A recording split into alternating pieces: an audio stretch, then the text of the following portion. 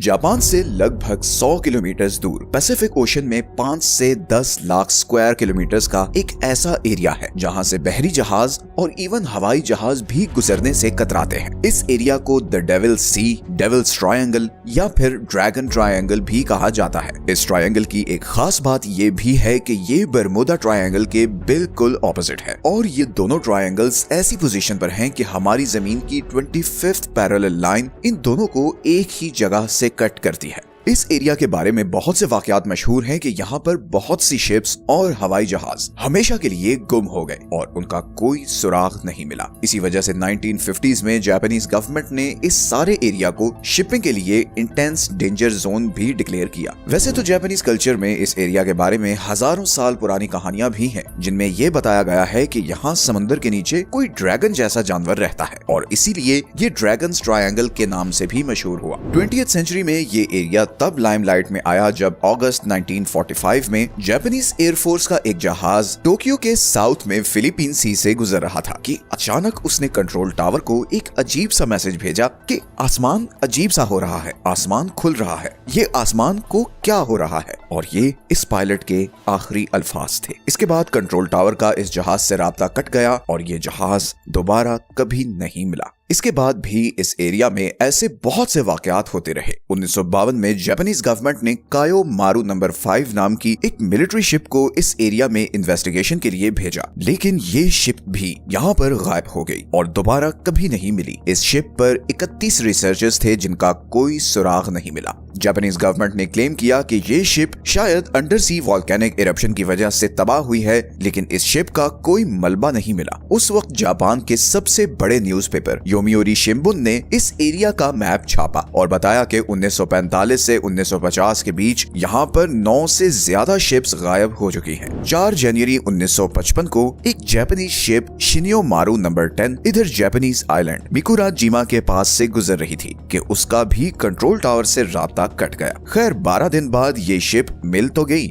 लेकिन इस शिप पर सवार लोगों को कोई आइडिया नहीं था कि वो इतने दिन रेडार से गायब रहे हैं। और कुछ आर्टिकल्स में ये भी छपा कि इस शिप पर मौजूद कुछ लोगों ने कुछ अजीब सी स्टेटमेंट्स भी दी जो कभी वेरीफाई नहीं हो सकी। बट ये एरिया अब पॉपुलर कल्चर का हिस्सा बनने लगा। 1970s में न्यूयॉर्क टाइम्स ने इस एरिया को द डेविल्स सी का नाम दिया। फिर इस एरिया पर बहुत सी मूवीज भी बनी जैसे गॉडजिला और रेगो वगैरह। फिर 1989 में एक अमेरिकन पैरानॉर्मल राइटर चार्ल्स बर्लिट्स ने इस डेविल सी पर एक किताब लिखी और उसका नाम रखा द ड्रैगन्स ट्रायंगल। इस किताब में बहुत से समुद्री जहाजों का जिक्र था जो इस ड्रैगन ट्रायंगल में आकर गायब हो गए थे। इसके बाद बरमूडा ट्रायंगल की तरह ये ड्रैगन ट्रायंगल भी वेस्ट में पॉपुलर कल्चर का हिस्सा बन गया। लेकिन अब यहीं पर एंट्री होती है एक और अमेरिकन राइटर लैरी कुश की। लैरी ने एक बुक पब्लिश की बरमूडा ट्रायंगल मिस्ट्री सॉल्व्ड और उसमें इन सारी मिथ्स को डिसमिस किया जो बरमूडा ट्रायंगल के बारे में मशहूर थी। लैरी ने बताया कि बरमूडा ट्रायंगल हकीकत में कुछ नहीं है और ये सिर्फ एक आम सी जगह है और यहाँ पर उतनी ही शिप्स लापता हुई हैं जितनी दुनिया के किसी भी और समुद्र में लापता होती हैं। इसी किताब में उन्होंने इस डेविल सी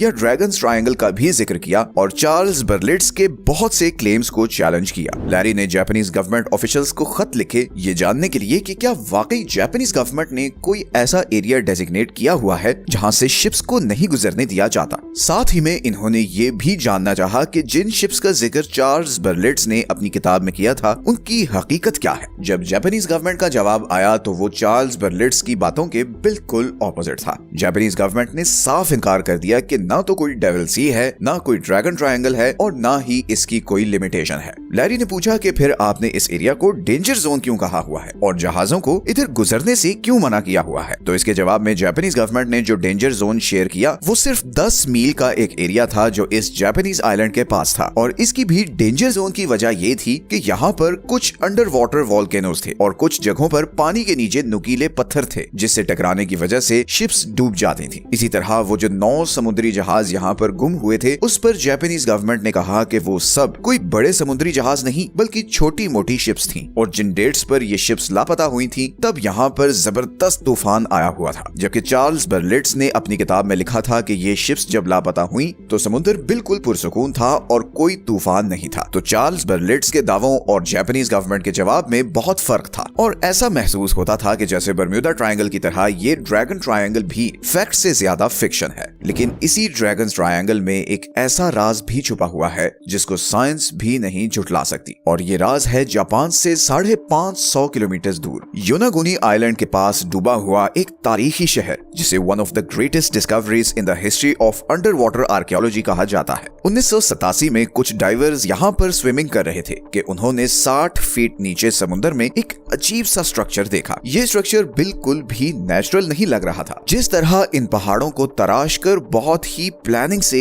एक दूसरे के ऊपर रखा हुआ था, ये 100% किसी इंसान का काम लग रहा था। ये स्ट्रक्चर किसी पिरामिड की तरह था। आर्कियोलॉजिस्ट ने जब इस पर रिसर्च शुरू की तो इन्हें पता चला कि ये 5 से 6 हजार साल पुराना स्ट्रक्चर है और तब तो इंसानों के पास ऐसी टेक्नोलॉजी ही नहीं थी कि वो इतने बड़े पत्थर काट सकें। और फिर एक बड़ा सवाल ये था कि ये स्ट्रक्चर इधर पानी के इतना नीचे कैसे पहुंचा। इन सवालों का किसी के पास जवाब नहीं था और ये स्ट्रक्चर था भी इसी ड्रैगन ट्रायंगल के अंदर जिसके बारे में इतनी कहानियां मशहूर हैं। तो लैरी ने शिप्स के गायब होने की जो लॉजिक्स दी हैं वो तो हम मान सकते हैं, लेकिन इस स्ट्रक्चर के बारे में लगता है कि किसी के पास कोई सॉलिड आर्गुमेंट नहीं है। और सिर्फ यही नहीं बल्कि 1945 में जब वो हवाई जहाज यहाँ गायब हुआ था तो पायलट ने ये क्यों कहा था कि आसमान खुल रहा है या उसका कलर चेंज हो रहा है, इसका भी अभी तक साइंटिस्ट कोई खास जवाब नहीं दे सके। हो सकता है कि ये सब सिर्फ फर्जी कहानियों के अलावा कुछ ना हो और सच शायद इतना ही सादा हो जैसे लैरी ने अपनी बुक में लिखा है। और शायद ये भी हो सकता है कि वाकई यहाँ पर कुछ हो जिसे जापानीज गवर्नमेंट कवर अप करना चाहती हो, लेकिन ऑफिशियली कोई गवर्नमेंट या साइंटिफिक ऑर्गेनाइजेशन डेविल सी के एरिया को as a danger zone recognise नहीं करती। और जब हमने एआई से भी पूछा तो उसने भी ये कहा कि ये सिर्फ एक मिथ है और यहाँ जो एक्सीडेंट्स होते भी हैं उनकी एक बड़ी वजह यहाँ का एक्सट्रीम वेदर और इलेक्ट्रोमैग्नेटिक डिस्टर्बेंसेस हैं। असल में ये एरिया हमारी जमीन के 12 वाइल्ड वोर्टेक्स में से एक है। वाइल्ड वोर्टेक्स हमारी जमीन के ऐसे पैरानॉर्मल रीजन हैं जहाँ पर इलेक्ट्रोमैग्नेटिक फील्ड्स की वजह से एबनॉर्मैलिटीज होती हैं। बर्म्यूदा ट्रायंगल भी 12 वाइल्ड वोर्टेक्स में से एक है। सितंबर 2024 में एक बुक भी पब्लिश हुई थी जिसका नाम है wild vortices unravelling the planet's dangerous energy zones. इस बुक में बहुत डिटेल से हमारी जमीन के इन 12 जगहों को डिस्कस किया गया है जिनमें इलेक्ट्रोमैग्नेटिक फील्ड्स की वजह से एबनॉर्मल वाकयात होते हैं, चाहे वो नाज़का लाइंस हो, अलास्का ट्रायंगल हो, गिजा प्लेटू हो या फिर ड्रैगन ट्रायंगल। अगर आप लोग चाहते हैं कि हम इस बुक पर एक समरी वीडियो बनाएं तो कमेंट्स में जरूर बताएं। आपकी फीडबैक को देखकर ही हम ये वीडियो बनाने का सोचेंगे। आई नो ये वीडियो हमारी यूजुअल जियोपॉलिटिक्स के टॉपिक से जरा हटके है, बट आने वाले महीनों में हम एक ऐसी वीडियो जरूर बनाया करेंगे ताकि कुछ एस्टैब्लिश्ड मिथ्स को डिबंक कर सकें और हमारी दुनिया के कुछ हिडन फैक्ट्स को सबके सामने ला सकें। मिलते हैं नेक्स्ट वीडियो में, तब तक अपना ख्याल रखें। अल्लाह हाफिज।